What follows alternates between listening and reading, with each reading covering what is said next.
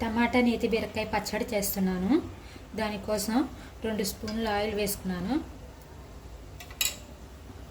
పచ్చిమిరపకాయలు వేసుకుని ఫ్రై చేసుకున్నాను. ఈ మిరపకాయలు ఫ్రై అయిపోయినాయి, తీసేసుకుందాం.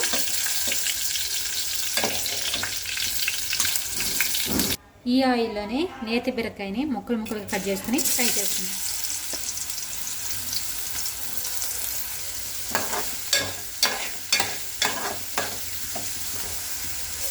ఈ బీరకాయలు కూడా మగ్గిపోయినాయి, తీసేసుకుందాము. ఇందులోనే టమాటాలు వేసుకొని ఫ్రై చేసుకుందాం. టమాటాలు కూడా వేగిపోయినాయి, తీసేసుకుందాం.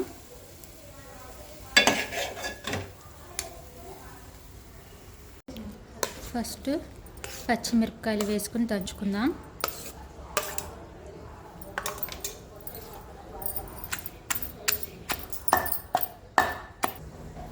కొంచెం సాల్ట్,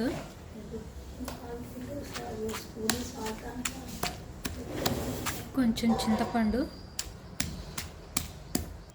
వెల్లుల్లిపాయ, జీలకర్ర. ఇప్పుడు నేతి బీరకాయ,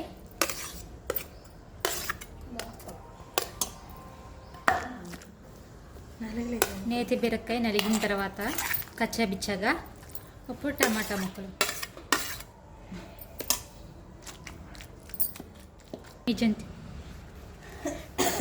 నేతి బీరకాయ టమాటా పచ్చడి రెడీ.